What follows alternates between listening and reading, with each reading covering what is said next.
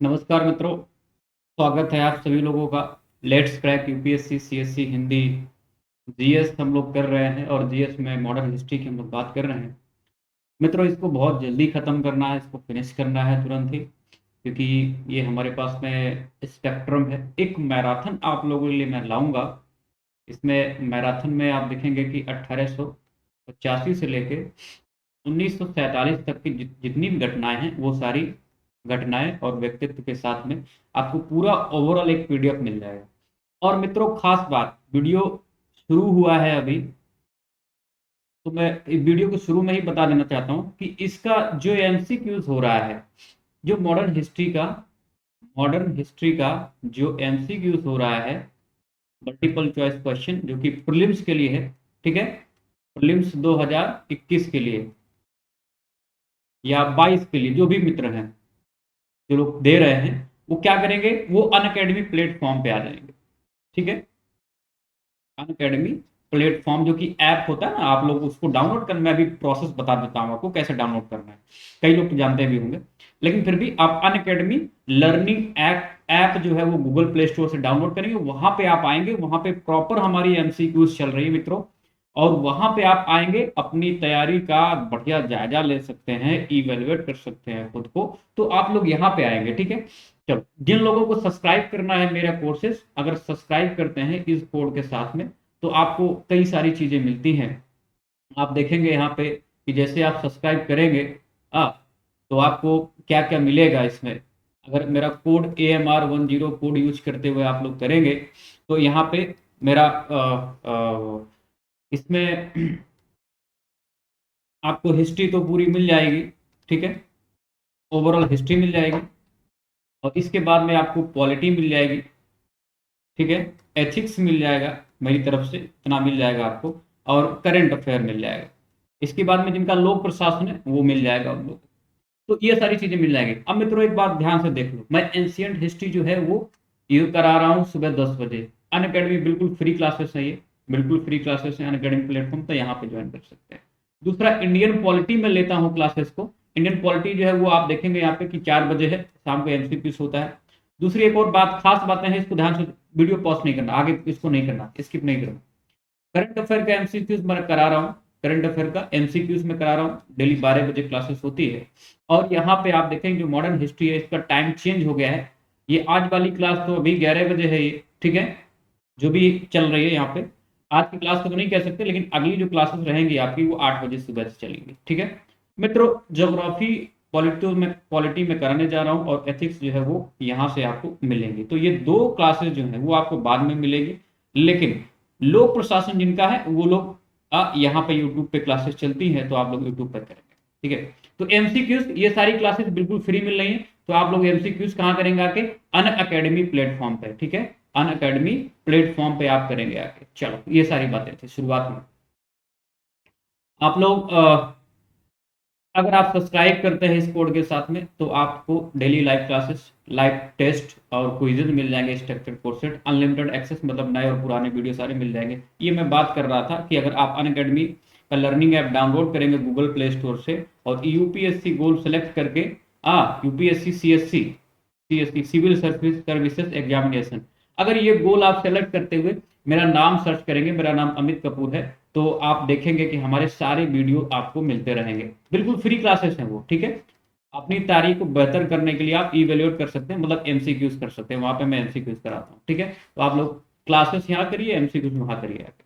चलो, अपने बारे में, मैंने बीटेक किया हुआ है, यूपीपीसीएस मेंस यूपीएससी में अपियर हो चुका, लोक प्रशासन मेरा ऑप्शन सब्जेक्ट है, लगभग 60% से अधिक मैं पोर्शन कवर करता हूँ जीएस में। और अगर पीडीएफ चाहिए तो ये टेलीग्राम लिंक हमने दिया हुआ है, यहाँ से अपना पीडीएफ ले सकते हैं। ठीक है, ये टॉप मोस्ट फैकल्टीज हैं मित्रों, इनके बैचेस चल रहे हैं, लगभग 15,000 से अधिक कोर्सेस आपको मिल जाते हैं। इवन आप कुछ भी यहाँ से ले सकते हैं, answer writing practice, NCERT summaries, जो भी आपकी इच्छा हो सारी चीजें ले सकते हैं मेरे कोड के साथ में।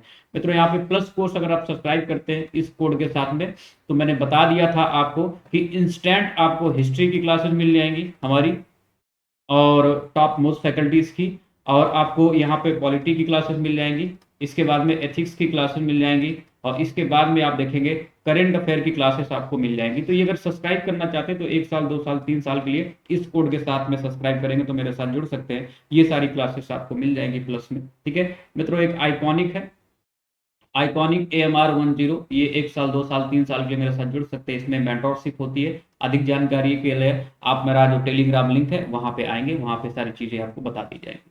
लेकिन यहाँ पे मेंटरशिप मतलब पर्सनल कोच दिया जाता है, वो बताता है आपको कैसे पढ़ना है, क्या करना है, कितना पढ़ना है, कितनी तैयारी आपको करनी जिससे आप IAS एग्जाम अच्छी से क्वालिफाई कर सके, ठीक है मित्रों। यहाँ पे ऑप्शनल सब्जेक्ट भी अलग से आपको दिया जाता है। 1 साल से नीचे का सब्सक्राइब नहीं करना क्योंकि इसमें पूरा होता नहीं है। जिन लोगों को पब्लिक एडमिन है वो इस कोड के साथ में सब्सक्राइब कर सकते हैं मेरा कोड।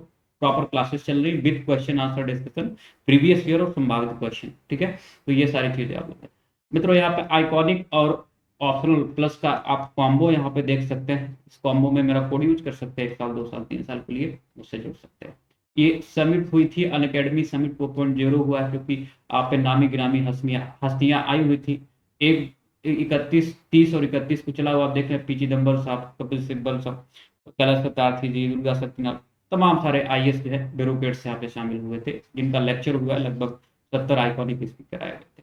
मित्रों 1 साल 2 साल और NCERT का बैच आप यहाँ से प्रीलिम्स के लिए कर सकते हैं, जो कि आप 1 तारीख से मतलब कल से स्टार्ट हो गया है, तो सॉरी परसों से स्टार्ट हुआ है, तो आप इसको कर सकते हैं मित्रों। ये बहुत अच्छा बैच है। वीकेंड का लिए देखिए, अभी वीकेंड का भी क्लासेस स्टार्ट होने वाला 6 फरवरी, तो मेरे कोड के साथ में आप सब्सक्राइब कर सकते हैं, ठीक है।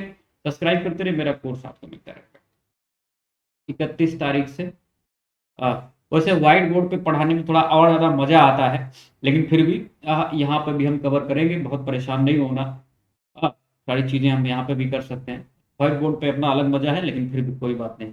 यहाँ से देखिए, और इसको ये आप यहाँ पे प्राइस हाइक हो चुके हैं आइकॉनिक के, तो आप लोग यहाँ से अपग्रेड होते रहेंगे। चलो, रेफरल कोड आप लोग यूज करते रहेंगे। ये देखो, मैं स्पेशल क्लासेस ले रहा हूँ अनअकैडमी प्लेटफॉर्म पे, ठीक है। तो MCQs में करा रहा हूँ, देख लीजिए आप। इसको आप ज्वाइन कर सकते हैं, फ्री क्लासेस होती हैं ये।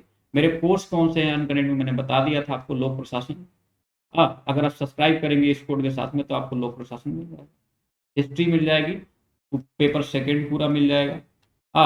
हिस्ट्री मतलब पेपर फर्स्ट में, सेकंड पेपर पूरा मिल जाएगा। इसके बाद में फोर्थ पेपर मिल जाएगा और करंट अफेयर आपको मिल जाएगा, ठीक है। इतना मिल जाएगा, लगभग आप देख रहे हैं 70% पोर्शन मिल जा रहा है आपको, ठीक है। चलो, हम लोग आधुनिक भारत का इतिहास, स्वराजवादी और परिवर्तन विरोधी हमने बात की हुई थी। आज हम बात करेंगे यहाँ पे साइमन कमीशन और उसका विरोध तथा नेहरू रिपोर्ट पे, यहाँ से देखेंगे। फिर इस नेक्स्ट हम लोग देखेंगे जो जिन्ना की मांगे थी, उस पर हम लोग बात करने वाले हैं। तो आप लोग, और मित्रों एक खास बात और है कि मैं इसको पढ़ाता हूँ तो क्वेश्चन भी इसके जैसे टॉपिक खत्म होता है, मैं क्वेश्चन प्रीवियस ईयर का वो भी करा देता हूँ, चाहे वो मेंस का आया हो या फिर प्रीलिम्स का आया हो। तो वो सारी चीज़ें आप लोग बहुत, उस पर बर्डन नहीं लेना है आप लोगों को, आप लोग बस पढ़ते रहिए, ठीक है। ये है साइमन कमीशन, और ये हम लोग कल करेंगे क्वेश्चन यहाँ से। ये सारी चीज़ें हमने कल ली हुई थी, जैसे आप लोग जानते हैं, ठीक है। ये हमने सारा कुछ किया हुआ था स्वराजवादी पर। ये तो हमने देखो, इसके पहले जो टॉपिक थे वो हमने कर लिया हुआ था, असहयोग आंदोलन से या खिलाफत आंदोलन, वो सारी चीजें हमने की थी, उसमें तो कोई दिक्कत नहीं, इसको हमने कर लिया हुआ। और यहाँ से लेके हम अगले तक करेंगे।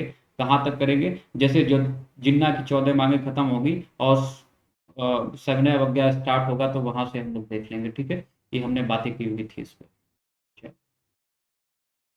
स्वराजवादी की उपलब्धियां, कमजोरियां क्या हैं, मूल्यांकन हमने देख लिया था। जो एक रचनात्मक कार्य थे, इसका हमने मूल्यांकन देख लिया हुआ था, और इस पे हमने बात भी कर ली। आज हम बात करेंगे साइमन कमीशन, बहुत इंपॉर्टेंट मुद्दा है, क्वेश्चन लगातार पूछे जाते हैं यहाँ से, तो आप लोग बहुत परेशान नहीं होना, अच्छी तरह से हम बात करेंगे। साइमन कमीशन आया क्यों था, क्यों आया गया था। आप लोग सब समझते हैं कि साइमन कमीशन की नियुक्ति इस वजह से हुई थी कि 1919 का जो एक्ट था, मॉन्टेग्यू चेम्सफोर्ड अधिनियम था, उसकी समीक्षा करने के लिए कि कैसा क्या चल रहा है, और भारत में उत्तरदायी शासन की मतलब एक तरह से उत्तरदायी शासन की आहट लेने के लिए कि उत्तरदायी शासन यहाँ पे सरकार की स्थापना की जा सकती है कि नहीं की जा सकती, भारत कहाँ तक तैयार है। और 1900 में यहाँ पे मुद्दा आप ये समझे कि 1919 का जो एक्ट पारित हुआ था, उसकी मतलब एक तरह से समीक्षा करने के लिए कि कहाँ तक उचित है, कहाँ तक नहीं उचित है। क्योंकि हमने देखा हुआ था कि 1919 में मॉन्टफोर्ड ने जिसको हम लोग बोलते हैं मॉन्टेग्यू चेम्सफोर्ड। मॉन्टफोर्ड ने यहाँ पे जो अब घोषणा की हुई थी कि हम जो है एक तरह से उत्तरोत्तर विकास करते हुए उत्तरदायी सरकार की स्थापना करने की बात कर रहे हैं, उत्तरदायी सरकार को का विकास करेंगे यहाँ पे, या आप कह सकते हैं शासन का विकास करेंगे यहाँ पे, ठीक है। तो मॉन्टफोर्ड ने 1917 में, आप याद करिए हमने पढ़ाया हुआ था, 1917 में क्या हुआ, घोषणा ऐसी की हुई थी कि महामहिम या महारानी या ब्रिटिश सामग्री की तरफ से ऐसा बोला गया है, उनकी तरफ से, मतलब मैं ऐसी घोषणा कर रहा हूं। कौन बोल रहे थे? मॉन्टेग्यू बोल रहे थे, जो कि वहां के भारत सचिव थे, ठीक है, भारत सचिव।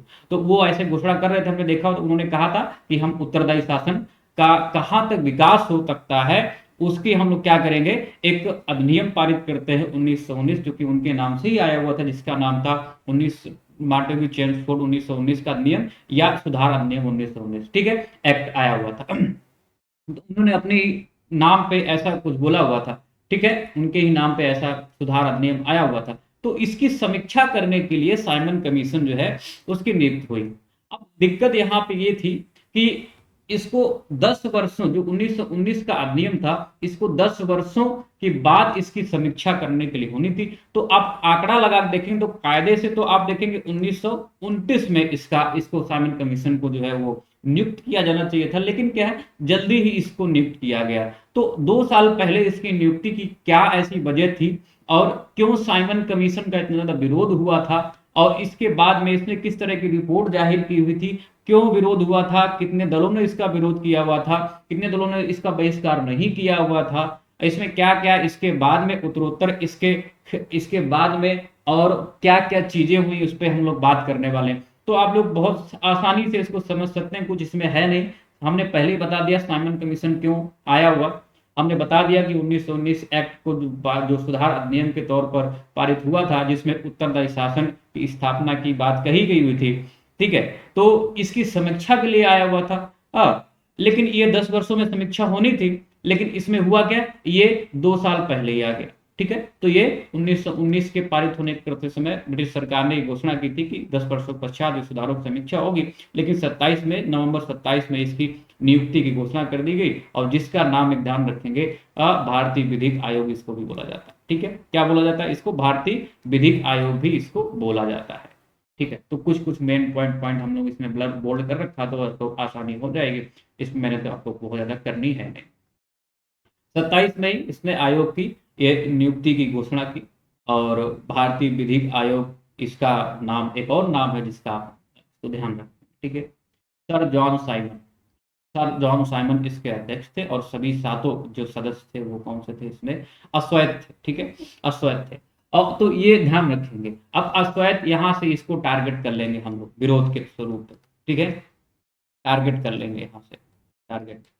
अद्वैत का मतलब आप समझ रहे हैं कि सारे के सारे कैसे थे, इसमें अंग्रेज थे। सर जॉन साइमन जो है वो क्या है, साइमन कमीशन की अध्यक्षता कर रहे थे, तो इन्हीं के नाम पे इसका नाम पड़ा है साइमन आयोग, ठीक है। तो कालांतर में जॉन साइमन के कारण ही इसका नाम साइमन आयोग के नाम से जाना जाता या जाने जाना लगा, ठीक है। और आयोग को वर्तमान सरकारी कहाँ कहाँ क्या क्या चीजें इस पे अध्ययन करनी थी और रिपोर्ट देनी थी, तो ये आप लोग यहाँ पे पीटी से पूछा जाता है, यहाँ पे पीटी में पूछा जाता है, ठीक है, कि कौन कौन से इसने अपनी रिपोर्ट पूछी थी। नहीं पूछा जाएगा तो फिर भी आपको पता होना चाहिए, आप अगर आईएएस की तैयारी कर रहे हैं, ठीक है, आपको पता होना चाहिए, ठीक है, तो आपको पता होना चाहिए। कुछ कुछ मेन पॉइंट है। तो इसको क्या है, साइमन आयोग का इसको नाम से जाना लगा, जान ठीक है, जाना जाने लगा। दूसरा आयोग को वर्तमान सरकारी व्यवस्था, जो सरकारी व्यवस्था थी, मिशनरी थी, और शिक्षा का प्रसार या प्रतिनिधि संस्थाओं के अध्ययन, जो कि रिप्रेजेंटेटिव संस्थाएं थी, इंस्टीट्यूशन के पश्चात यह रिपोर्ट देनी थी, ठीक है, अध्ययन करना था सारी चीजों का। तो इनका 3 चीजों का ध्यान रखेंगे, इसका अध्ययन करना था, और रिपोर्ट तो देनी थी कि भारत में उत्तरदायी सरकार की स्थापना ये कहां तक लाजमी है, और भारत इसके लिए कहां तक तैयार है, ठीक है, कहां तक इसकी तैयारी कहां तक है भारत की, तो ये देखना था। तो दूसरी बात, उत्तरदायी शासन की जो है स्थापना, हमने देखा हुआ था कि एक क्रमिक हमने बोला हुआ था 1917 में, जब चेम्सफोर्ड घोषणा कर रहे थे, मॉन्टेग्यू जो कि मांडवी, जो कि हमारे भारत सचिव थे, तो वो जब घोषणा कर रहे थे तो उन्होंने कहा था कि हम ये देखेंगे कहाँ तक उत्तरोत्तर विकास किया जा सकता है उत्तरदायी शासन को लेते। ठीक है, तो यहाँ पे इसकी स्थापना कहाँ तक, उत्तरदायी सरकार की स्थापना कहाँ तक भारत में लाजमी है, जैसे तमाम सारे मुद्दे वो टटोल रहे थे आके, इसी वजह से साइमन कमीशन। और ये 3 मुद्दे आप देखेंगे, सरकारी व्यवस्था, शिक्षा के प्रसार या फिर निजी संस्थाओं के अध्ययन के पश्चात रिपोर्ट देनी थी। आगे हम लोग बात करते हैं यहाँ पे कि यद्यपि संवैधानिक सुधारों के संबंध में ब्रिटिश भारत या ब्रिटिश सरकार द्वारा अगला कदम 1929 में उठाया जाना था, हमने देखा हुआ था कि 1929 में उठाया जाना था, लेकिन इतनी जल्दी ऐसा क्यों हुआ? इतनी जल्दी आप देखेंगे कि 1927 में कदम कब उठाया जाना था, ये आप देख रहे हैं कि 1929 में। लेकिन ये 1927 में ही क्यों आ टपक पड़ा? ऐसा क्या हुआ कि कारण क्या था इसका? कारण यहाँ पे था कि ब्रिटेन की जो तत्कालीन सत्तारूढ़ कंजर्वेटिव पार्टी थी, वो विपक्षी लेबर पार्टी से भयभीत थी, और ब्रिटेन के सर्वाधिक बहुमूल उपनिवेश, जिसके हम लोग भारत की बात करते हैं, सबसे बहुमूल उपनिवेश के भविष्य के प्रश्न को संभवतः सत्तारूढ़ होने वाली लेबर पार्टी के लिए नहीं छोड़ना चाहती थी। ठीक है, तो ये इसका मेन कारण था कि कंजर्वेटिव पार्टी को ऐसा महसूस होने लगा हुआ था कि अगले चुनाव में क्या है, वो लेबर पार्टी से हार जाएगी या लेबर पार्टी सत्ता में आ जाएगी। तो सत्तारूढ़ जो थी कंजर्वेटिव पार्टी, वो ये नहीं चाहती थी कि आप जो हमारा सर्वाधिक महत्वपूर्ण उपनिवेश जो कि भारत है, सर्वाधिक महत्वपूर्ण उपनिवेश, इसके भविष्य के प्रश्न पर संभवतः सत्तारूढ़ होने वाली लेबर पार्टी के लिए कोई भी ऐसे मुद्दे छोड़े जाएं। ठीक है, तो इंडिया के लिए ऐसे कोई मुद्दे छोड़ना नहीं चाहती थी कंजर्वेटिव पार्टी, इस वजह से इसको इतनी जल्दी जो है वो यहाँ पे आप देखेंगे कि 1929 की जगह कब किया गया है, 1927 में। तो ये कारण था, इतनी जल्दी क्यों? ठीक है, ऐसा क्यों हुआ, इतनी जल्दी क्यों भेजा गया? कंजर्वेटिव या रूढ़िवादी दल के तत्कालीन सेक्रेटरी ऑफ स्टेट लॉर्ड बिरकनहेड का मानना था, और यहाँ पे बिरकनहेड बड़ी आप कह सकते हैं कि निरंकुशवादी, आप कह सकते हैं इनकी अवधारणा है, विचार हैं, और वो हमेशा गणित उससे देखते हैं। एक तरह से दावा भी कर रहे थे कि हम देख लेंगे, आप मुझे बताइए कोई ऐसा भारत में कोई ऐसा भारत का लाल है जो संवैधानिक सुधारों हेतु कोई योजना बना सकता है, ऐसा सक्षम है योजना बनाने में। तो यहाँ पे ये secretary of the state lord Birkenhead ने जो है ऐसा बोला हुआ था, चैलेंज किया हुआ था एक तरह से कि भाई अगर आप में हिम्मत है तो कोई संवैधानिक सुधारों हेतु कोई एक ऐसी योजना बना के दिखाइए जिससे आप हमें लगे कि नहीं, आप यहाँ पे उत्तरदायी शासन का विकास किया जा सकता है या उत्तरदायी सरकार की स्थापना की जा सकती है। ठीक है, तो यहाँ पे हुआ क्या कि ये यहाँ पे इनका मानना है, तत्काल ये ऐसा क्या कर रहे हैं, चैलेंज कर रहे हैं, कहते हैं कि भारत के लोग संवैधानिक सुधारों हेतु एक सुनिश्चित योजना बनाने में सक्षम नहीं है। उन्हें ऐसा चैलेंज किया हुआ था, फलता हुआ था, इसीलिए उन्होंने साइमन कमीशन की नियुक्ति की हुई थी। ठीक है, तो ये इनका ऐसा मानना था, संवैधानिक सुधार साइमन कमीशन ही कर सकता है, बाकी भारत ऐसा नहीं कर सकता, ऐसे उन्होंने चैलेंज किया हुआ था। अब यहाँ पे हम बात करते हैं कि साइमन कमीशन ने जो संस्तुतियां प्रस्तुत की थी और उन्हें 1930 29 में प्रकाशित किया, ये कई बार क्वेश्चन पूछा गया है। ठीक है, 1928 में तो आते हैं भाई साहब। ठीक है, एक चीज और ध्यान रखेंगे, 1928 में भी आए हुए हैं और 1930 में भी लगभग आए हुए, 1929 या 30 में ऐसे कुछ आए हुए, 2 बार आए हुए हैं। यात्रा आप लोग देख लेंगे, इसका एमसीक्यूज करेंगे तो वहां पे आपको समझ में आएगा। तो 1929 के बाद में एक बार और आए हुए, शायद 1928 में तो आए हुए हैं बंबई में, तो इसको ध्यान रखेंगे, एक बार और आए हुए हैं। तो 2 बार इन्होंने भारत की यात्रा की, इसको भी कोई बार क्वेश्चन पूछा जाता है, कितनी बार यात्रा की, 2 बार क्या। इनकी संस्तुतियां जो है वो कब, पीटी में सारा पूछा जाएगा आपसे, आप लोग ध्यान रखेंगे। संस्तुतियां जो है वो 1930 में प्रकाशित किया गया। इसमें सुझाव क्या कर दिया, इससे लगातार क्वेश्चन पूछा जाता है। ठीक है जी, एक तो ये भारत कब आए इसको ध्यान रख लेंगे, ये 2 बार यहाँ पे 1929 में और 2 बार भारत आए, 2 बार भारत की यात्रा की, 2 बार भारत की यात्रा की हुई है। ओके, तो इसको ध्यान रखेंगे। इन्होंने सुझाव क्या क्या दिए थे, 3-4 सुझाव एक बार समझ लेते हैं। प्रांतीय क्षेत्रों के कानून तथा व्यवस्था सहित सभी क्षेत्रों में उत्तरदायी सरकार यह गठित की जाएगी। तो यहाँ पे प्रांतों के बारे में तो बात करें तो ठीक कह रहे हैं, प्रांतों में क्या है, प्रांतों में तो स्वीकार कर रहे हैं कि उत्तरदायी सरकार होनी चाहिए, ठीक है। तो पहला इनका ये मानना था। दूसरा क्या मानना है, केंद्रीय विधानमंडल का मंडलों द्वारा अप्रत्यक्ष तरीके से चुने जाएंगे, ठीक है। तो यहाँ पे ये अलग बात है कि केंद्रीय विधानमंडल का मंडलों द्वारा अप्रत्यक्ष तरीके से चुने जाएंगे। तो जो यहाँ पे इसको ध्यान रखेंगे। जो जो आप कह सकते हैं कि इनका एक इलेक्टोरल कॉलेज टाइप का रहेगा, चुनाव मंडल रहेंगे, मंडल उनके अप्रत्यक्ष रूप से चुने जाएंगे, केंद्रीय विधानमंडल के जो सदस्य रहेंगे, इसको ध्यान रखेंगे आप लोग। दूसरा आप देखेंगे, केंद्र में उत्तरदायी सरकार का गठन ना किया जाए, जबकि आप देख रहे हैं यहाँ पे प्रांतों की बात क्या कर रहे हैं, प्रांतों में कह रहे हैं कि उत्तरदायी सरकार का गठन किया जाए प्रांतों में, ठीक है, प्रांतों में क्षेत्रीय, ठीक है। लेकिन क्या है, वो केंद्र में उत्तरदायी सरकार का गठन की नहीं बात कर रहे हैं, ध्यान रखेंगे। और इसके लिए अभी उचित समय नहीं, ऐसा उन्होंने बोल दिया। तो यहाँ पे पहला उन्होंने सुझाव दे दिया, दूसरा सुझाव दे दिया, तीसरा सुझाव दे दिया, चौथे में बोल रहे हैं सांप्रदायिक निर्वाचन व्यवस्था को जारी रखा जाए, ऐसा भी वो बोल रहे हैं, ठीक है।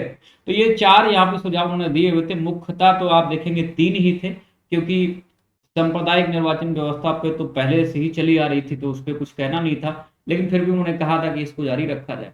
तो प्रांतों में तो यहाँ पे उत्तरदायी शासन की बात कर रहे हैं, लेकिन केंद्र में उत्तरदायी शासन की बात नहीं कर रहे हैं। दूसरा, यहाँ पे ये भी कह रहे हैं कि अभी उचित समय भी नहीं बता रहे, कोई समय भी नहीं बता रहे कि भाई कब इसको ऐसा किया जाए। लेकिन एक खास बात ध्यान रखेंगे कि यहाँ पे जो केंद्रीय की बात, यहाँ पे केंद्रीय विधानमंडलों का, केंद्रीय विधानमंडल का मंडलों द्वारा अप्रत्यक्ष तरीके से ये लोग चुने जाएंगे, ठीक है। तो उसको भी ध्यान रखेंगे। तो चार यहाँ पे चीजें सुझाई हुई थी। बाकी नेक्स्ट हम लोग भी देखेंगे कि भारत में साइमन कमीशन के विरुद्ध त्वरित एवं तीव्र जनारोष पैदा हो गया। अब यहाँ पे क्यों ऐसा हुआ, भारतीय जनारोष का प्रमुख कारण किसी भारतीय को कमीशन का सदस्य न बनाया जाना। इसमें यूपीएससी लगातार क्वेश्चन पूछता है मित्रों, क्या है, यहाँ पे लिख रहा है भारत को कमीशन का सदस्य ना बनाया जाना। तो ये यहाँ पे थोड़ी सी खास बात है कि इसी वजह ये यूपीएससी में लगातार आप देखेंगे 2013 में पूछा हुआ है, 2013 में पूछा हुआ है, फिर पूछा हुआ है, फिर पूछा हुआ है, ठीक है, शायद 15-16 में पूछा हुआ है फिर से। तो 2013 में एक बार पूछा हुआ है कि भाई किस वजह से इनका इतना जनारोष था, इसका मुख्य कारण क्या था, प्रमुख कारण था भारतीयों का कमीशन में ना होना, ठीक है मित्रों। तो इसको ध्यान रखेंगे आप लोग, भारतीयों का कमीशन में ना होना, सदस्य ना होना, ठीक है। और भारत में अब आगे भी कहते हैं कि भारत में स्वशासन के संबंध में निर्णय और विदेशियों द्वारा ऐसा कुछ किया जाना, ये भी उनको नागवार गुजर रहा था। क्या नागवार गुजर रहा था कि भारत में स्वशासन का के संबंध में जो निर्णय लिया जा रहा है विदेशियों द्वारा लिया जा रहा है। अगर आपसे 2-3 यहाँ पे कारण पूछ देते कि क्यों इतना ज्यादा जनारोष था, तो आप लोग आसानी से यहाँ पे बोल सकते थे कि भाई इस वजह से जनारोष था, क्योंकि भारतीयों को कमीशन का सदस्य नहीं बनाया गया था। दूसरा, अगर आपके पूछे कि 1 और 2, ऐसा 2 ऑप्शन करके दे दे कि पहला तो है भारतीयों को कमीशन का सदस्य ना चुना जाना, दूसरा अगर आप बोल दे यहाँ पे क्यों और भी था, तो इसको दूसरा सेंटेंस में दे देगा, नंबर 1 पे दे देगा भारतीयों का ना होना, दूसरे नंबर पे दे देगा क्या कि भारत में स्वशासन के संबंध में निर्णय विदेशियों द्वारा किया जाना। तो इसकी वजह से भी यहाँ पे काफी ज्यादा रोष आपको देखने को मिलेगा, ठीक है। चूंकि भारतवासी ये चाहते थे या समझते थे कि भारत का संविधान भारतीयों द्वारा ही क्या भारतीयों की को ही बनाना चाहिए, तो उनका ऐसा मानना था कि हम लोग सक्षम है ऐसे भारत का संविधान बनाने में। तो भारतवासियों का यहाँ पे ऐसा यहाँ पे समझना भी थोड़ा सा आप कह सकते हैं ठीक था, क्योंकि अब सक्षम थे, ऐसा कर सकते थे। लेकिन आप समझते हो भाई उस टाइम साम्राज्यवाद विकसित था हमारे देश में, तो नहीं कर सकते, बहुत ज्यादा विरोध नहीं कर सकते। अतः कमीशन में किसी भी भारतीय सदस्य ना लिए जाने से उन्हें यह अनुमान लगाया, उन्होंने यह अनुमान लगाया कि अंग्रेज भारतीयों को स्वशासन के योग्य नहीं समझते हैं, ठीक है। तो ये सारे मुद्दे यहाँ पे रहेंगे आपके पास में। हाँ, तो ये ऐसा उन्होंने अनुमान लगाया कि भाई वो लोग हमको ऐसा समझते ही नहीं है कि हम स्वशासन के योग्य हैं। तो यहाँ पे थोड़ा सा जनारोष आपको देखने को मिलेगा। कांग्रेस की प्रतिक्रिया थी, इस पर हम लोग बात कर लेते हैं कि कांग्रेस की यहाँ पे प्रतिक्रिया क्या थी। और इस पे क्वेश्चन अभी मैं बीच बीच में बताता जाऊंगा आपको। इसका जो आप प्रैक्टिस देखेंगे ना, एमसीक्यूज, मल्टीपल, इसकी टेस्ट सीरीज, ये सब जितना मैं पढ़ा रहा हूँ ना यहाँ पे, ये सब लोग टेस्ट सीरीज कहाँ ज्वाइन करेंगे आके, टेस्ट सीरीज अनअकैडमी प्लेटफॉर्म पे, ठीक है, अनअकैडमी प्लेटफॉर्म पे। अनअकैडमी लर्निंग ऐप अपने गूगल प्ले स्टोर से डाउनलोड करेंगे, यूपीएससी सीएससी गोल्ड सेलेक्ट करेंगे और मेरा नाम सर्च करेंगे अमित कपूर, ठीक है। मेरा नाम क्या है, अमित कपूर, मैंने अपने शुरू में ही नाम लिख रखा है तो आप लोग देख लेंगे।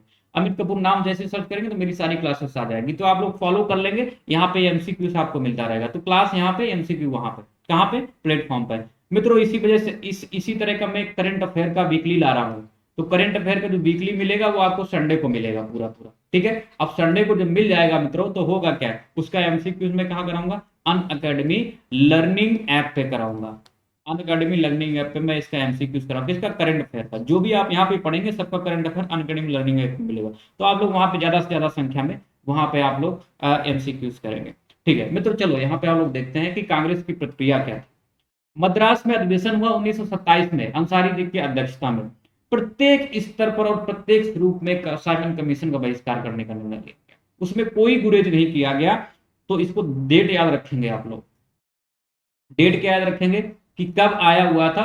तो सॉरी, इसका अधिवेशन क्या हुआ, तो कांग्रेस का अधिवेशन मद्रास में 1927 दिसंबर 1927 में हुआ, एम ए अंसारी की अध्यक्षता में। तो जैसी घोषणा की गई थी कि भाई कमीशन का गठन किया गया है, और जैसे पता चला तुरंत ही मद्रास में इसका क्या है, प्रत्येक जो भी स्वरूप में था या जो भी स्तर में था, हर एक स्तर और हर एक स्वरूप का साइमन कमीशन के बहिष्कार का निर्णय लिया गया हुआ था। और इस बीच नेहरू के प्रयासों से अधिवेशन में क्या हुआ था, पूर्ण स्वतंत्रता का प्रस्ताव पारित हो गया था। अब यहाँ पे नेहरू कौन है ये ध्यान रखना, मोतीलाल नेहरू है, ठीक है।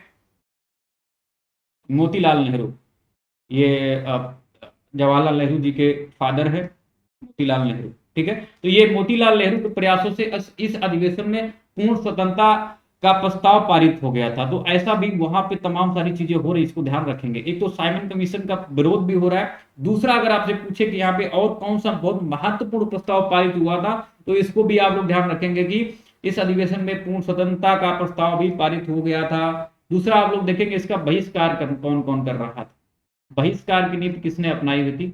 तो यहाँ पे देखेंगे कांग्रेस के साथ में किसान मजदूर पार्टी थी, लिबरल फेडरेशन था, हिंदू महासभा, मुस्लिम लीग ने भी यहाँ पे कांग्रेस के साथ मिलकर क्या है, साइमन कमीशन का क्या किया हुआ था, विरोध किया हुआ था, साइमन कमीशन का विरोध किया, ठीक है। विरोध या बहिष्कार किया हुआ,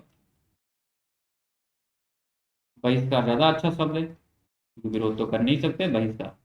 बहिष्कार ना करने का निर्णय किस किसने लिया था, देखो पंजाब में जो संघवादी थे, ठीक है, संघवादी यूनिवर्सिटियों ने, और दूसरा है दक्षिण भारत में जस्टिस पार्टी, ठीक है। तो ये दो चीज आप ध्यान रखेंगे इसमें कि पहला बहिष्कार करने ना करने का निर्णय किस किसने लिया हुआ था, पंजाब के यहाँ पे संघवादियों यूनिवर्सिटियों ने, और इसके बाद में दक्षिण भारत में जस्टिस पार्टी ने ये यहाँ पे इसका बहिष्कार न करने का। जन प्रतिक्रिया देख लो किस तरह की थी, जैसे ये मुंबई में पहुंचा हुआ है, हमने देखा हुआ है कि 3 फरवरी को ये 1928 को बंबई पहुंचा हुआ है। इस चीज आप लोग ध्यान रखना, कई बार स्टूडेंट्स को इसमें क्या है कंफ्यूज करता है बहुत ज्यादा, पता लगे और जगह कहीं उतार देता, उतरा कहाँ पे, आके बंबई में उतरा है, ठीक है, और स्टूडेंट उतार देता कहीं दूसरी जगह। तो ये ध्यान रखेंगे। अब डेट भी याद रखेंगे, थोड़ा सा वनडे एग्जाम में पूछता है। तो 3 फरवरी 1928 को जो है वो साइमन कमीशन आया हुआ है यहाँ पे। मित्रों एक बार और आया हुआ है, ये 1929 में भी आया हुआ है, तो 28 में भी आया हुआ है। 28 में एक बार डेट देख लेंगे, 2 बार आया हुआ है, मुझे कंफ्यूजन थोड़ा सा है तो आप लोग देख लेंगे। एक तो 28 में तो आया ही आया है, दूसरा शायद 29 में आया हुआ है या 30 में आया हुआ, एक बार देखेंगे। तो 2 बार आया, अगर कभी पूछा जाए तो आप ध्यान रखेंगे, या पूछा जाए दूसरी बार कब आया है तो आप देख देंगे 1929 में या 30 में, ठीक है। तो बंबई पहुंचते ही देश के सभी प्रमुख नगरों में हड़ताली जुलूसों का आयोजन किया जाता है यहाँ पे, ठीक है, विरोध स्वरूप। इसके विरोध स्वरूप जैसे ये पहुंचा हुआ है बंबई 3 फरवरी 1928 को, तुरंत क्या है हड़तालें चालू हो गई है, जुलूस निकाले जा रहे हैं यहाँ पर, ठीक है। और जहां कहीं भी कमीशन गया हुआ है उसका स्वागत जो है वो काले झंडे एवं नारा लगाए गए हैं, यहाँ पे स्लोगन्स दिए जा रहे थे, Simon go back, Simon go back, Simon go back, Simon go back, ठीक है, साइमन गो बैक। तो इस तरह के नारे लगाए, काले झंडे दिखाए जा रहे हैं वहां पे, उसको साइमन गो बैक ऐसा बोला जा रहा है। तो इतनी ज्यादा जन प्रतिक्रिया यहाँ पे आपको देखने को मिलेगी। केंद्रीय विधानसभा ने भी इस साइमन का स्वागत करने से इनकार कर दिया, ठीक है। इसको भी ध्यान रखेंगे आप लोग, क्योंकि उस टाइम आप देखेंगे चुनाव हुए थे तो केंद्रीय विधानसभा ने इसमें, अब ये सारे पूछा जाएगा आपसे कि भाई एक तो जन प्रतिक्रिया तो थी, दूसरा किसने किसने इसका स्वागत नहीं किया हुआ है, तो केंद्रीय विधानसभा ने भी इसका स्वागत नहीं किया था। अगर आप ऐसा समझे कि नहीं सरकार थी वहां उस टाइम पे, भाई साम्राज्यवाद था, और अंग्रेजी सरकार है, ब्रिटिश सरकार है, तो केंद्रीय विधानसभा इसका स्वागत करेगी ही करेगी, क्योंकि उसके पास मजबूरी। लेकिन नहीं मित्रों, इसको ध्यान में रखना, काफी आपको कंफ्यूज ना करें, क्योंकि यहाँ पे इसका क्या है, इसका स्वागत करने से इनकार कर दिया गया था और इसमें बड़ी संख्या में युवाओं ने भाग लिया हुआ था और पहली बार राजनीतिक भागीदारी का अनुभव उन्होंने प्राप्त किया हुआ था। तो बड़ी युवाओं का जो आप देखेंगे जमावड़ा बड़ी संख्या में था, हाँ, बड़ी संख्या में यहाँ पे, और पहली बार राजनीतिक भागीदारी का उन्होंने अनुभव किया था, जो कि ये हमारे युवा थे इस तरह की। तो जन प्रतिक्रिया देख रहे हैं एकदम से पूरा हड़ताल जुलूस, या केंद्रीय विधानसभा ने भी इसका क्या स्वागत नहीं किया हुआ था, इनकार कर दिया था, काले झंडे दिखाए जा रहे थे, साइमन गो बैक के नारे लगाए जा रहे थे। ठीक है, पुलिस का दमन किस तरह से चला हुआ था प्रदर्शनकारियों पर, पुलिस का दमन चक्र चला, कई स्थानों पर उन पे लाठियां बरसाई गई। जवाहरलाल नेहरू जैसे, जेबी पंत जैसे जो वरिष्ठ नेता थे, ठीक है, इनको बुरी तरह से पीटा गया। ये आप उत्तर प्रदेश में देखेंगे, अपना वो कर रहे थे विरोध, ठीक है, तो ये इनको जो वरिष्ठ नेता थे, इन पर बुरी तरह से लाठियां बरसाई गई थी। और लाहौर में प्रदर्शनकारियों को नेतृत्व कर रहे लाला लाजपत राय पे इस तरह का इन पे संघातिक प्रहार किया गया था लाठियों का, कि ये बहुत बुरी तरह से जख्मी हो गए थे और 17 नवंबर 1928 को इनकी मृत्यु हो गई थी। बड़े दुखद समाचार है ये, घटना बड़ी खराब है, अच्छी नहीं थी।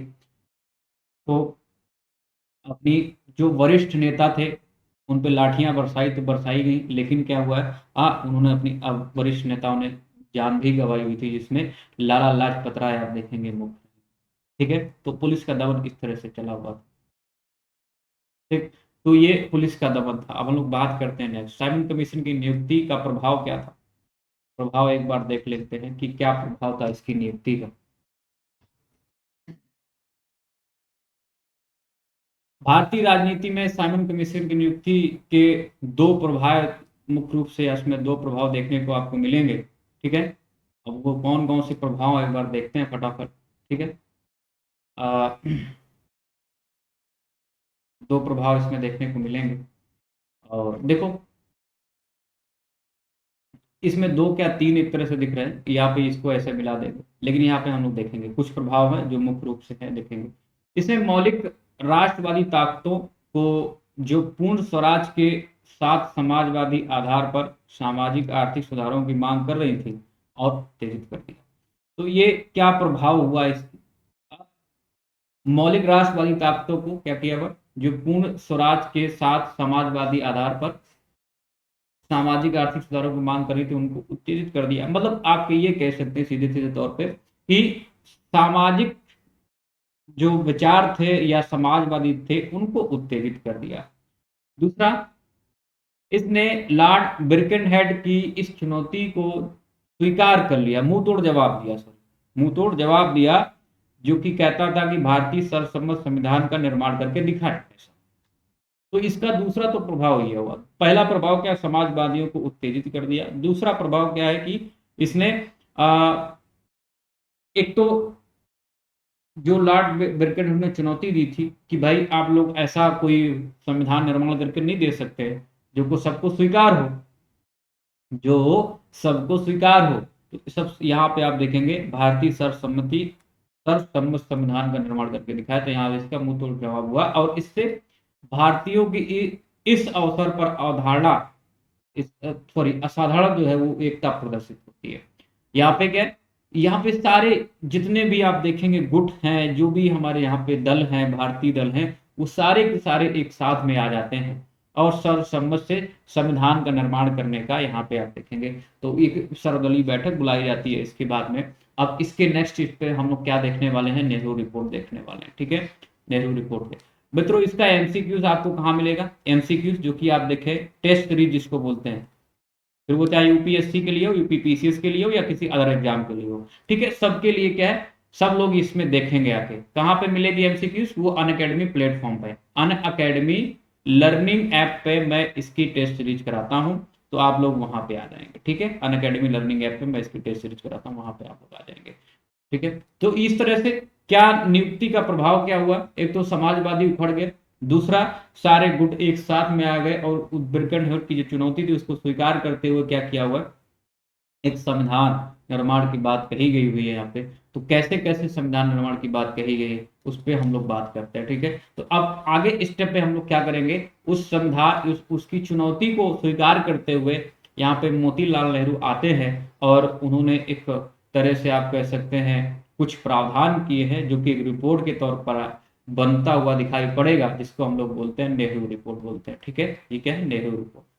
तो यहाँ पे नेहरू रिपोर्ट किस तरह से क्यों आई हुई हमने अभी देख लिया हुआ है कि जो भारत सचिव था लॉर्ड बर्कनहेड की, उसकी चुनौती को स्वीकार करते हुए यहाँ पे सभी दल एक साथ में आते हैं और भारत के लिए क्या एक संविधान निर्माण की उस चुनौती को स्वीकार करते हैं जो कि लॉर्ड बर्कनहेड द्वारा दी जाती है। तो 1928 की बात है, 1928 में तत्कालीन भारत सचिव लॉर्ड बर्कनहेड ने भारतीयों को एक ऐसे संविधान निर्माण की चुनौती दी जो सभी गुटों और दलों को मान हो। तो यहाँ पे चुनौती को स्वीकार करते हुए हुआ क्या, स्वीकार कर फरवरी और मई 1928 में 28 में दो टाइम पे यहाँ पे सर्वदलीय बैठक हुई है 28 में, ठीक है।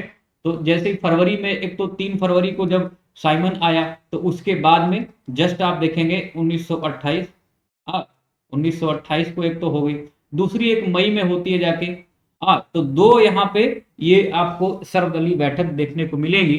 यहाँ पे सर्वदलीय सम्मेलन बुलाया गया और इस सम्मेलन आप देखेंगे, सम्मेलन पहले दिल्ली फिर पुणे में आयोजित किया गया। तो एक तो सम्मेलन जो है वो आप देखेंगे जो कि फरवरी 1928 में वो दिल्ली में हुआ है, दूसरा मई में जो हुआ है वो कब हुआ, 28 में हुआ है, वो पुणे में हुआ है। अब इसमें क्या चीजें खास है, देखो भारतीय संविधान का मसविदा कह सकते हैं, मसौदा तैयार करने हेतु मोतीलाल नेहरू की अध्यक्षता में एक उप समिति का गठन किया जाता है। तो नेहरू रिपोर्ट जो है इन्हीं के नाम पे पड़ी हुई है, क्या, मोतीलाल नेहरू की अध्यक्षता में एक उप समिति का गठन किया गया हुआ था कि भाई भारतीय संविधान को एक मसौदा तैयार किया जाए, भारतीय संविधान का कोई एक मसौदा तैयार किया जाए। तो ये यहाँ पे आप देखेंगे कि इन्हीं के नाम पे ये नेहरू रिपोर्ट पड़ा हुआ है, ठीक है। इसका जो रिपोर्ट आई हुई है जो उन्होंने निर्माण किया भारतीय संविधान का। इसमें देख लो कितने सदस्य हैं, ये पूछा जा सकता है आप लोगों से, कुछ कितने इसमें सदस्य हैं उसको देखो एक बार। तो यहाँ पे अली इमाम है, सुभाष चंद्र बोस भी हैं और एम एस एनी, इसको ध्यान देंगे, एम एस एनी नाम है, एनी, ठीक है। ये मंगल सिंह, शोएब कुरैशी, जी आई प्रधान और तेज बहादुर सप्रू उप समिति के अन्य सदस्य। तो अब ध्यान रखेंगे आप लोग क्या है कि जो नेहरू रिपोर्ट आई थी, जो उप समिति गठित की गई थी नेहरू की अध्यक्षता में, उसमें सदस्य कितने थे, यही हो सकता पूछा जाए आपसे। तो कितने सदस्य थे यहाँ पे, एक बार देख लो फटाफट कितने सदस्य थे। मोतीलाल नेहरू की अध्यक्षता में ये समिति का गठन किया गया। इसमें number 1 Ali, number 2 Subhash, number 3 Annie, number 4 Mangal Singh, number 5 Shoaib Qureshi, number 6 G I Pradhan, number 7 Tej Bahadur Sapru उप समिति के सदस्य। अब इसका देखो 7 सदस्य तो इसमें है, 1 2 3 4 5 6 7। तो आप ऐसा भी अंदाजा लगा सकते हैं कि भाई वहां पे भी 7 सदस्य थे, जो कि आप देखेंगे वो साइमन कमीशन में, साइमन रिपोर्ट में भी कितने सदस्य थे, साइमन रिपोर्ट में भी आप देखेंगे कि 7 सदस्य थे और वहां पे एक हेड था। तो यहाँ पे भी लगभग ऐसे ही कुछ आंकड़ा लगाया गया है कि 7 सदस्य यहाँ पे भी होंगे और एक क्या होगा यहाँ पे, अध्यक्ष होगा, एक अध्यक्ष होगा जो कि आप देख रहे हैं नेहरू जी है, ठीक है, मतलब मोतीलाल नेहरू है, ठीक है। तो वो नेहरू उनके पापा जी जवाहरलाल नेहरू। तो यहाँ पे ये सदस्य इसमें शामिल होते हैं। संविधान का प्रारूप तैयार करने की दिशा में ये सबसे अब देखेंगे, अब ये देश का, अब देखेंगे भारत का संविधान का प्रारूप तैयार करने की दिशा में ये भारतीयों का यह पहला बड़ा कदम था कि इस तरह से भारतीय संविधान का निर्माण किया जाए। तो भारतीय संविधान का निर्माण, इसको प्रारूप तैयार करने की दिशा में ये भारतीयों का ये पहला बड़ा कदम था। इसके बाद में हम लोग देखते हैं और इसमें क्या क्या कैसे रूपरेखा बदली गई, एक बार देखो। अगस्त 1928 में इस उप समिति ने अपनी प्रसिद्ध रिपोर्ट पेश की और जिसे नेहरू रिपोर्ट के नाम से जाना जाता है, जैसा कि हमने देखा हुआ था। जैसे इस वजह से और भी आप अंदाजा लगा सकते हैं कि जैसे नेहरू, जैसे साइमन कमीशन में कितने 7 सदस्य थे और अध्यक्ष था, ठीक है। इसके बाद में आप देखेंगे नेहरू रिपोर्ट में भी आप देखेंगे, नेहरू रिपोर्ट में क्या है, इसमें भी 7 सदस्य हैं और एक अध्यक्ष है। तो जो साइमन कमीशन था, अध्यक्ष था, तो उसी के नाम पे साइमन आयोग का नाम रखा गया। यहाँ पे भी वैसी उनकी नकल की गई लगभग नेहरू के नाम, क्योंकि अध्यक्ष थे तो नेहरू के नाम पे ही क्या किया गया, नेहरू रिपोर्ट, यहाँ पे ये इसका नाम पड़ गया इनके ही नाम पे। तो ये सुप्रसिद्ध जो है वो एक रिपोर्ट पेश की जिसको हम लोग नेहरू रिपोर्ट बोलते हैं। सभी संस्कृतियों को एक मत से स्वीकार कर लिया गया, इसको ध्यान रखेंगे। जितनी भी संस्कृतियां थी क्या है, सभी संस्कृतियों को एक मत से स्वीकार किया गया है। और यहाँ पे आप मुख्य बातें आने वाली हैं मित्रों, वो क्या है कि भारत को डोमिनियन स्टेट का दर्जा दिए जाने की मांग पर बहुत यहाँ पे बहुमत हुआ। तो ये आप कुछ खास बातें हैं, कुछ खास बातें हैं क्या, देखो ये तो ठीक है, यहाँ तक कोई मतलब नहीं है, यहाँ पे ये तो सब पता है आप लोगों को। अब यहाँ पे जो मुद्दे की बात आने वाली है वो क्या है, भारत को डोमिनियन स्टेट का दर्जा दिए जाने की मांग, वो जो है क्या, मांग पर बहुमत, ठीक है, ये बहुमत मोहर लग गई यहाँ पे, ठीक है, बहुमत पे मोहर लगी। दूसरा है, राष्ट्रवादियों के एक वर्ग को इस पर आपत्ति भी थी, और वो आपत्ति करने वाले कौन थे, उनको क्या मानना था, उनका मानना क्या था, एक बार देख लो। कहते कि पहला, वह डोमिनियन स्टेट के स्थान पर पूर्ण स्वतंत्रता का समर्थन करें, ठीक है, पूर्ण स्वतंत्रता का समर्थन करें। तो यहाँ पे थोड़ा सा आप देखेंगे दिक्कत, आपत्ति कहाँ पे हो रही थी, डोमिनियन स्टेट के स्थान पर क्या है, पूर्ण स्वतंत्रता का। यहाँ पे आप देखेंगे कौन कर रहा है ऐसा, भाई इनके बेटे करेंगे, बेटे के नाम क्या है जी, जवाहरलाल नेहरू, ठीक है, जवाहरलाल नेहरू। और एक नेताजी बोल रहे थे, नेताजी सुभाष चंद्र भी वैसा बोल रहे थे, विरोध कर रहे थे। तो ये कह रहे थे कि भाई डोमिनियन स्टेट क्यों हमें लेना चाहिए, हमें तो पूर्ण स्वतंत्रता, हमने समर्थन करना चाहिए। और वहां पे आपने मद्रास में 1927 में तो भाई पूर्ण स्वतंत्रता का तो आपने प्रस्ताव भी पारित कर दिया था।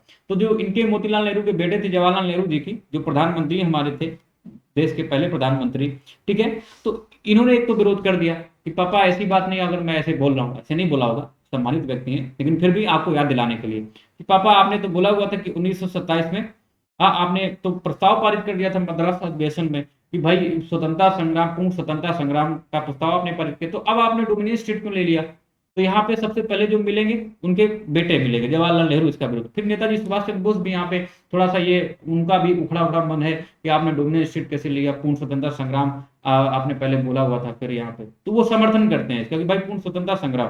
तो यहाँ पे एक राष्ट्रवादी द्वारा यहाँ पे आपत्ति जताई जा रही है, डोमिनियन स्टेट हमें नहीं चाहिए, ठीक है, तो उसकी जगह क्या चाहिए, पूर्ण स्वतंत्रता। आगे देखो, लखनऊ में अंसारी की अध्यक्षता में पुनः एक सर्वदलीय सम्मेलन हुआ है जिसमें नेहरू रिपोर्ट को स्वीकार कर लिया गया। और यहाँ पे आप देखेंगे कोई बदलाव नहीं किया गया, जैसे नेहरू जी ने रिपोर्ट बनाई थी, जब सॉरी नेहरू जी का नाम अगर लेते हैं तो आप लोग समझते हैं जवाहरलाल नेहरू, उनके पिताजी हैं मोतीलाल नेहरू, ठीक है। तो वो मोतीलाल नेहरू जी क्या करते हैं, इस जो जिस रूप में, जिस प्रारूप में अपनी ये एक तरह से रिपोर्ट देते हैं, सर्वदलीय बैठक जो होती है दोबारा से आप देखेंगे लखनऊ में जो हुई थी, तो वहां पे इसको ऐसी उसी रूप में स्वीकार कर लिया जाता है। और वो अध्यक्षता किसकी अध्यक्षता में हुई है, वो डॉक्टर अंसारी की अध्यक्षता में सर्वदलीय बैठक हुई है, ठीक है। अब आगे बोलते हैं नेहरू रिपोर्ट की मुख्य मुख्य बातें क्या थी। यहाँ से मित्रों बार बार क्वेश्चन आता है आपसे, बार बार क्वेश्चन आएगा, पीटी में आएगा और हर एक एग्जाम में आएगा। अगर इसकी टेस्ट सीरीज ज्वाइन कर ली तो आप लोग प्लेटफॉर्म पे आ जाएंगे, वहां पे मैं टेस्ट सीरीज कराता हूँ, ठीक है। जो भी नए लोग मित्र जुड़ रहे हैं, आप लोग आसपास भी बता सकते हैं कि टेस्ट सीरीज इसकी कहाँ मिलेगी, इसकी पीडीएफ कहाँ मिलेगी, ठीक है। तो वो सारी चीजें कहाँ मिलेंगी आपको, वो हमारे टेलीग्राम लिंक पे मिलेंगी। और आपको जब आप हमारी क्लास करेंगे तो मैं वहां भी बता सकता हूँ कि कहाँ पे मिलेगी, ठीक है। तो आप लोग अनअकैडमी लर्निंग ऐप पे भी आ सकते हैं एमसीक्यूज करने के लिए। मुख्य मुख्य बातें हम लोग समझ लेते हैं। सबसे पहली जो उनकी मुख्य बात की, भारत को पूर्ण औपनिवेशिक स्वराज का दर्जा मिले, ठीक है, और इसका स्थान जो है ब्रिटिश शासन के अधीन अन्य उपनिवेशों के समान हो, मतलब एक डोमिनियन की बात कर रहे हैं मित्रों। क्या कह रहे हैं, डोमिनियन की बात कर रहे हैं, डोमिनियन, डोमिनियन की बात में नियन की बात कर रहे हैं, ठीक है। तो इनका कहने का मतलब जैसे कि आपने ऑस्ट्रेलिया को कर रखा है, न्यूजीलैंड को कर रखा हुआ है ना, आपके अधीन तो है ही है, लेकिन स्वतंत्र हैं वो, ऐसे स्वतंत्र हैं, स्वशासन अपना वो डिसाइड कर सकते हैं, स्वशासन अपना जो है निर्धारित कर सकते हैं, ठीक है। तो उस हिसाब से हमें भी आप वैसे ही कर दो, डोमिनियन दे दो, क्या दिक्कत है। तो यहाँ पे नेहरू रिपोर्ट में साफ साफ कहा गया है पूर्ण औपनिवेशिक स्वराज का वो दर्जा मिले, ठीक है, और इसका स्थान ब्रिटिश शासन के अधीन अन्य उपनिवेशों के समान है। जैसे कि आपने कहा डोमिनियन की बात कर रहे हैं, सीधे इनडायरेक्ट क्या डोमिनियन की बात कर रहे हैं। अगला पॉइंट देखो, कहते हैं कि सार्वजनिक निर्वाचन प्रणाली को समाप्त कर दिया जाए, ठीक है। उसकी जगह क्या किया जाए, संवैधानिक सुधारों का आधार बना। यहाँ पे देखेंगे सार्वजनिक निर्वाचन प्रणाली को समाप्त कर दिया जाए, जो कि अब तक के संवैधानिक सुधारों का आधार बना। यहाँ पे इसके स्थान पे क्या बात करते हैं, ये संयुक्त निर्वाचन पद्धति की स्थापना की बात करते हैं कि इसकी ऐसी व्यवस्था की जाए। तो मित्रों इसको थोड़ा सा अलग से आप लोग ध्यान रखेंगे। अलग से क्या ध्यान रखेंगे, अलग से यहाँ पे ध्यान रखने की ये मैं बात कर रहा था कि यहाँ पे जो ये बात करते हैं कि ये सार्वजनिक निर्वाचन प्रणाली, इसको ध्यान रखेंगे। सार्वजनिक निर्वाचन प्रणाली को समाप्त कर दिया जाए और उसकी जगह क्या किया जाएगा, संयुक्त निर्वाचन पद्धति की व्यवस्था हो। और केंद्र एवं उन राज्यों में जहां मुसलमान अल्पसंख्यक हों, उनके हितों की रक्षा के लिए क्या किया जाए, उनके हितों की रक्षा के लिए क्या किया जाए, कुछ स्थानों को आरक्षित कर जाए। मित्रों इसको खास ध्यान देना आप लोग, कुछ स्थान बोले गए हैं कि मुसलमान अल्पसंख्यक हो जहां पे उनके हितों की रक्षा के लिए क्या किया जाए, केंद्र और राज्य दोनों की बात हो रही है। अगर कभी पूछे सिर्फ केंद्र या राज्य में तो गलत हो जाएगा, अगर सिर्फ केंद्र पूछे तो गलत हो जाएगा, अगर सिर्फ राज्य पूछे तो गलत हो जाएगा, ठीक है। तो ध्यान देगा केंद्र और राज्य दोनों जगह जहां पे मुसलमान अल्पसंख्यक हैं उनके हितों की रक्षा के लिए कुछ स्थान आरक्षित किए जाए, लेकिन यह व्यवस्था उन प्रांतों में नहीं लागू हो जाए जहां मुसलमान बहुसंख्यक हो, जैसे कि पंजाब और ये आप देख रहे हैं यहाँ पे पंजाब और कहाँ पे, बंगाल में। तो ये नेहरू रिपोर्ट की सारी बातें ध्यान से सुनना, क्वेश्चन आता है लगातार। पहली बात क्या थी, कह रहे थे कि सार्वजनिक निर्वाचन प्रणाली के स्थान पर क्या संयुक्त निर्वाचन पद्धति का यहाँ पे व्यवस्था कर दो। दूसरा कह रहे थे कि भाई मुसलमानों के लिए आरक्षित स्थान कर दो, लेकिन मुसलमान जहां पे बहुसंख्यक हैं जैसे कि पंजाब और बंगाल, तो वहां पे जो आरक्षण की नीति वो लागू नहीं होगी, जहां और केंद्र और राज्य दोनों जगह आरक्षण की नीति लागू होगी यहाँ पे, ठीक है। केंद्र की बात करें या राज्य की, तो उनके हितों की रक्षा के लिए कुछ स्थान आरक्षित कर दिए, तो ऐसी बात कर रहे हैं। भाषाई आधार पर प्रांतों का गठन किया जाए, ऐसा यहाँ पे बोला जा रहा है। क्या, भाषाई आधार पर प्रांतों का गठन कर दिया, जैसे कोई मराठी बोल रहा है तो वहां पे क्या, महाराष्ट्र, जैसे इस समय की मैं बात करूं, आपने देखा होगा कि 1956 में भाषा के आधार पर आप देखेंगे कई सारे, इसके बाद में 56 में आंध्र प्रदेश भाषा के आधार पर पोटी श्री रामालू की मृत्यु हो जाती है, लगभग 50-59 दिन के 60-62 दिन या 59 दिन की उपवास के दौर में।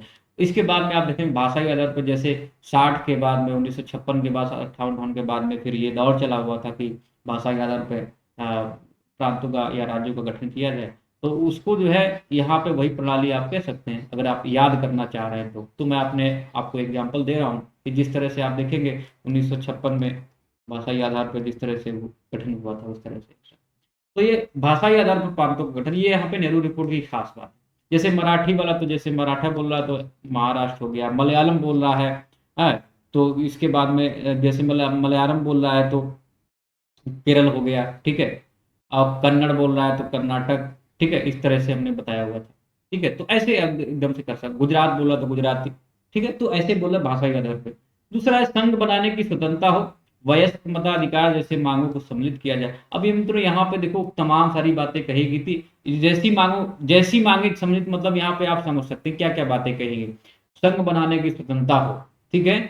हड़ताल करने की भी स्वतंत्रता की गई, शांतिपूर्ण जो है वो क्या, हड़ताल करने की भी स्वतंत्रता कही गई थी। तो मौलिक अधिकार 19 की मैं बात करूं यहाँ पे मित्रों, एक बार आप देख लेंगे जाके, जो हमारा मौलिक अधिकारों में आर्टिकल 19 है, उसमें जो भी बातें कहेंगे लगभग आप यहाँ पे भी देखेंगे कि ये जो आप देख रहे हैं जैसी मांगों में, तो जैसी मांगों में तो यहाँ पे 2 ही दी गई है, जैसे संघ बनाने की स्वतंत्रता, वयस्क मताधिकार। लेकिन जैसी मांगों में और भी मांगे हैं, जैसे कि संघ बनाने की स्वतंत्रता के साथ साथ हड़ताल, शांतिपूर्ण हड़ताल की बात कही गई थी। इसके बाद में वयस्क मताधिकार की बात कही गई थी, ठीक है। या आप ये कह सकते हैं कि इसमें जो बोलने की आजादी थी ना, बोलने की आजादी, उसको भी बोला गया था यहाँ पे। तो ऐसे जैसी मांगों में और भी ये सारी चीजें सबमिट कर सकते हैं। तो आप एक अनुमान के तहत में बता रहा हूँ आप लोगों को कि जो हमारा आर्टिकल 19 है ना, मौलिक अधिकार, ठीक है, जो वो अब बोला गया वैसे ही लगभग कुछ मांगे थी यहाँ पे। और अगला कह रहा है कि केंद्र राज्यों में उत्तरदायी सरकार की स्थापना, जो कि आप मेन मुद्दा आप देख रहे हैं यहाँ पे, इसकी समीक्षा करने के लिए क्या हुआ, साइमन कमीशन आया हुआ था, ठीक है। साइमन कमीशन इसकी क्या है, इसको जांचने के लिए आया था कि उत्तरदायी शासन की स्थापना की जा सकती कि नहीं। तो ये 5वें नंबर पर उन्होंने रखा हुआ है, मेरी रिपोर्ट में 5वें नंबर पर रखा हुआ कि केंद्र और राज्यों में उत्तरदायी शासन की यहाँ पे स्थापना की जाए। ठीक है, अब देखो नोट थोड़ा सा देख लो यहाँ पे, केंद्र में भारतीय संसद या व्यवस्थापिका के 2 सदन हो यहाँ पे। ठीक है, तो कुछ यहाँ पे 2 सदन की बात कर रहे हैं, केंद्र की बात हो रही है में भारतीय संसद या व्यवस्थापिका 2 सदन होने चाहिए। ठीक है, तो यहाँ पे देखो, अब पहला जिसको निम्न सदन हम लोग बोलते हैं, हाउस ऑफ रिप्रेजेंटेटिव जिसको हम लोग बोलते हैं, इस समय की लोकसभा बोलते हैं। इसमें सदस्यों की संख्या, पहला बोला कि निम्न सदन हो जिसमें सदस्यों की संख्या 500 हो और उसके सदस्यों का जो निर्वाचन है वो कैसा होना चाहिए, वयस्क मताधिकार या प्रत्यक्ष चुनाव पद्धति से होना चाहिए। निम्न सदन का कार्यकाल 5 वर्ष का। जैसी व्यवस्था इस समय आप देखते हैं मित्रों, लोकसभा की वर्तमान व्यवस्था जिस तरह की आप देखते हैं, वर्तमान जैसी भी है बिल्कुल वैसी एकदम से यहाँ पे उत्तरोत्तर बिल्कुल वैसी उतार के रखी गई है। ठीक है, जो आप लोग इस समय देखते हैं कि लोकसभा की वर्तमान स्थिति की मैं बात करूं जिस तरह की है, क्योंकि अभी देख रहे हैं वहां पे 552 है हमारे पास में, 552 है, लेकिन यहाँ पे थोड़ा सा बस यही अंतर है, बाकी बिल्कुल सेम वैसे ही है। तो यहाँ पे पहला हो गया। दूसरा, उच्च सदन सीनेट की सदस्य संख्या यहाँ पे क्या है, 200 होनी चाहिए। सीनेट मतलब समझ रहे, उच्च सदन जैसे कि हमारा इस समय का राज्यसभा है, इस समय का हमारा क्या है, राज्यसभा है।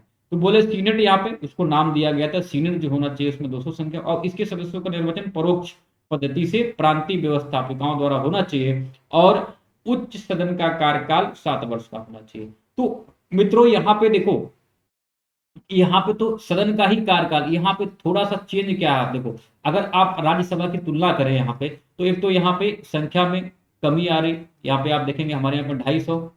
ठीक है, एक तो ये यहाँ पे दिक्कत है, लेकिन ये जो सेकेंड वाला पॉइंट है इसमें बिल्कुल सेम है। इस सदस्यों का जो निर्वाचन वो परोक्ष रूप से होता है, आज भी आप देखें कैसे होता है, प्रांतीय व्यवस्थापिकाओं द्वारा, विधानमंडल द्वारा होता है ना, यहाँ पे राज राज राज्य का जो है विधानमंडल द्वारा, यहाँ पे प्रांतीय व्यवस्थापिकाओं द्वारा यहाँ पे जिस तरह से होता है चुनाव, इस समय की मैं बात कर रहा हूँ वर्तमान, तो वर्तमान में सिर्फ एक पॉइंट मेल खा रहा है, वो कौन सा है, दूसरा वाला। लेकिन तीसरा बिल्कुल मेल नहीं खा रहा है, क्योंकि आप देखेंगे कि उच्च सदन का जो कार्यकाल यहाँ पे निर्धारित किया गया, लेकिन हमारे यहाँ पे आप देखेंगे संसदीय व्यवस्था में जो उच्च सदन है उसका कार्यकाल निर्धारित नहीं, क्योंकि वो स्थायी सदन है, वहां के सदस्यों का कार्यकाल निर्धारित, वो भी कैसा है, 6 वर्ष का है। और प्रत्येक 6 आप देखेंगे प्रत्येक जो है वो 1/3 सदस्य प्रत्येक 2 वर्ष में क्या है, सेवानिवृत्त होते रहते हैं। 1/3 सदस्य प्रत्येक 2 वर्ष में उसके सेवानिवृत्त होते रहते हैं। तो यहाँ पे ये मेल नहीं खा रहा राज्यसभा से, और ऊपर वाला मेल नहीं खा रहा, बाकी दूसरा बिल्कुल मेल खा रहा है। तो यहाँ पे इस तरह की उन्होंने बोली थी कि केंद्र में भारतीय संसद या व्यवस्थापिका के 2 सदन होने चाहिए। ये हमने देख लिया, एक तो निम्न सदन है जिसको लोकसभा की तरह बिल्कुल वैसे ही है, सिर्फ संख्या की कमी यहाँ पे आप देख रहे हैं। एक है उच्च सदन जिसको सीनेट बोले, जिसको हम लोग इस समय राज्यसभा की बात करते हैं। आगे कहते हैं केंद्र सरकार का अब जो प्रमुख होगा वो गवर्नर, जैसे हमारा राष्ट्रपति होता है ना, वहां पे ये बोल रहे हैं कि जो केंद्र सरकार का प्रमुख होगा वो गवर्नर जनरल होगा, और जिसकी नियुक्ति कैसे होगी, ब्रिटिश सरकार द्वारा होगी। ठीक है, सीधे तौर पे ब्रिटिश सरकार। लेकिन हमारे यहाँ राष्ट्रपति की नियुक्ति कैसे होती है, संसदीय व्यवस्था में आप देखें कि अप्रत्यक्ष रूप से होती है, इलेक्टोरल कॉलेज के आधार पर होती है। ठीक है, तो यहाँ पे केंद्र सरकार जो प्रमुख है वो गवर्नर जनरल, उसकी नियुक्ति ब्रिटिश सरकार द्वारा, और गवर्नर जनरल जो होगा वो केंद्रीय कार्यकारिणी जो कि एग्जीक्यूटिव होगी, सेंट्रल एग्जीक्यूटिव परिषद, ठीक है, council, central executive council cess के तहत सेस की सलाह पर कार्य करेगा, मतलब सेंट्रल एग्जीक्यूटिव काउंसिल की सलाह पर कार्य करेगा, और जो कि केंद्रीय व्यवस्थापिका के प्रति क्या होगी, वो उत्तरदायी होगी। व्यवस्थापिका आप समझते हैं विधानसभा की बात हो रही है।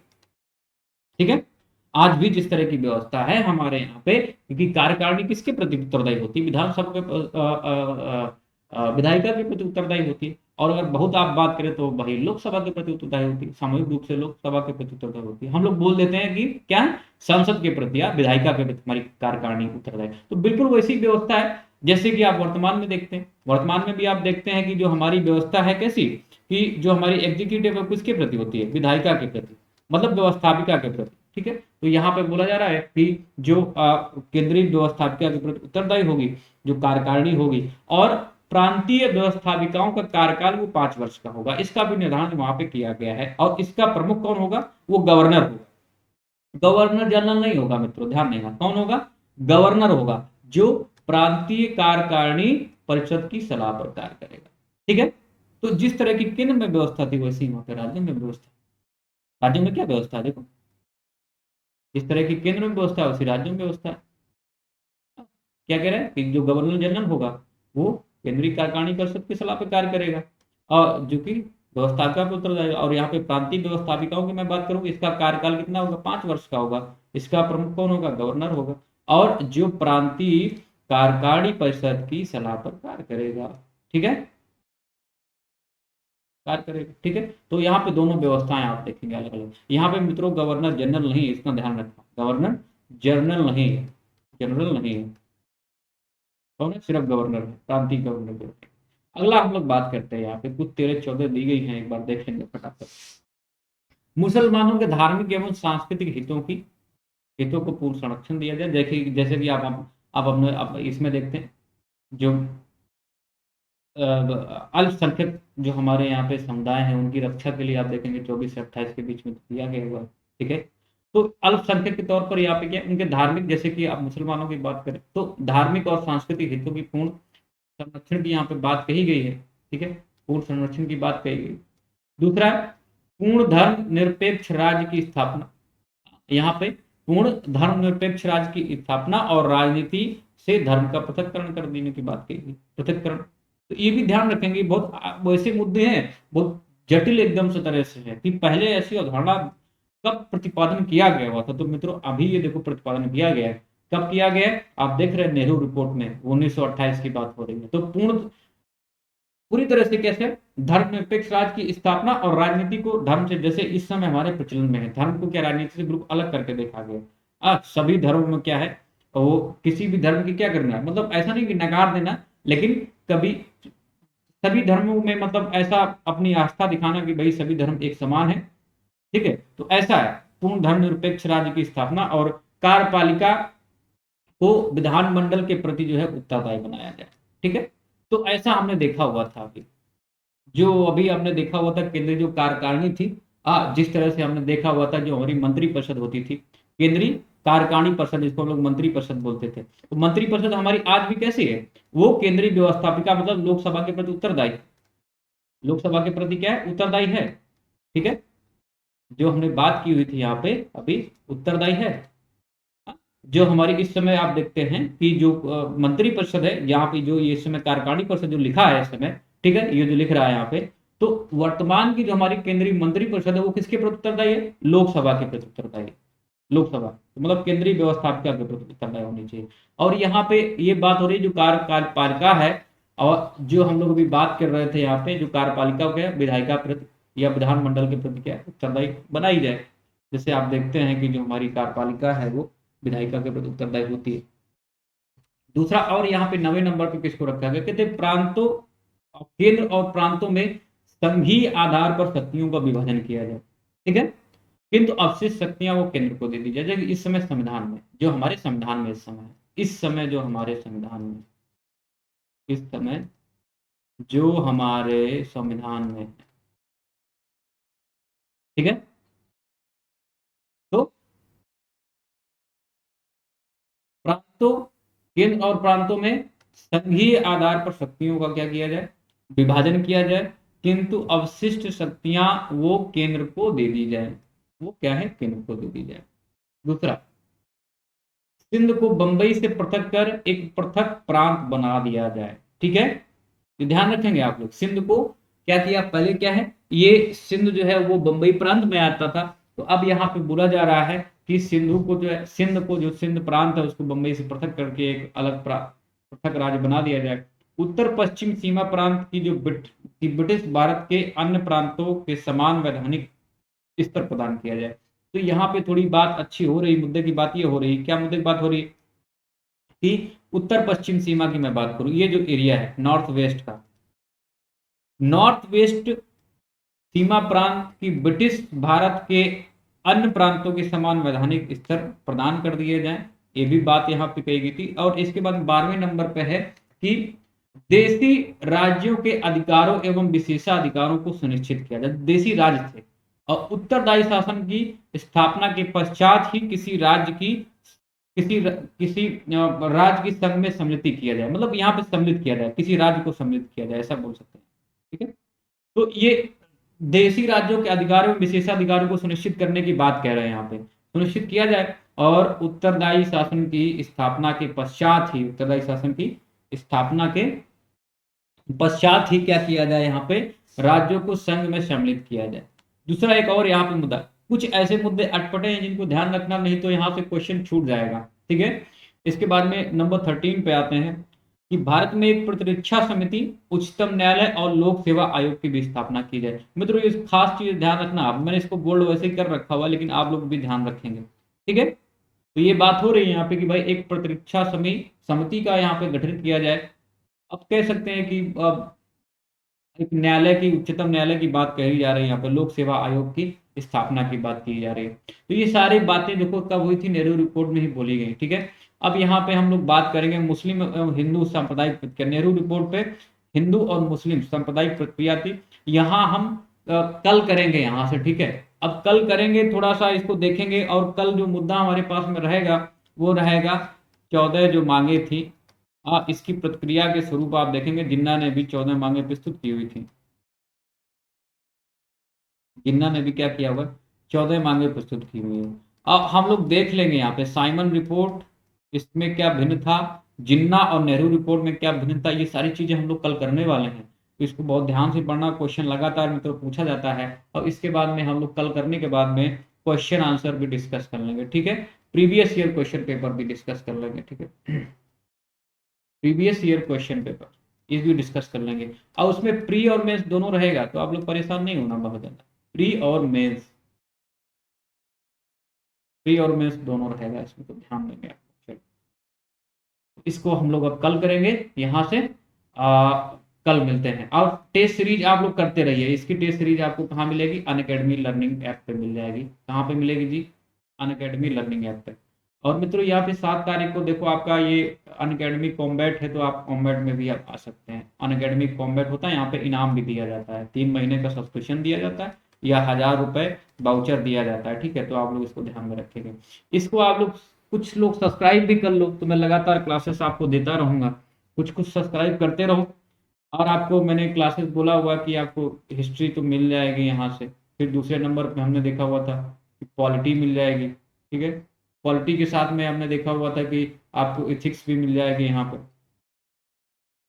वीकली करंट अफेयर मिल ही रहा है आपको, अगले संडे से मिलने स्टार्ट हो जाएगा, ठीक है। वीकली करंट, तो इतना सारा पोर्शन मैं दे रहा हूँ, पब्लिक गाइड में पढ़ा ही रहा हूँ लगातार। 1 2 3 4 5 आपको यहाँ से कोर्स मिल रहे हैं। आप अनअकैडमी अंडरस्कोर अमित कपूर, ये हमारा टेलीग्राम लिंक दिया है, आप यहाँ से PDF ले सकते हैं। 10% डिस्काउंट लेना है तो इस कोड को यूज करें आप, और सब्सक्राइब करें, आपकी तैयारी अच्छी हो जाएगी। लाइक करते रहिए, शेयर करते रहिए। Thanks to all of good. आप लोग अभी आप क्लास मेरी कर सकते हैं, ठीक है। अभी अभी क्लास 12 बजे से होती करंट अफेयर, उसको कर सकते हैं। नमस्कार मित्रों।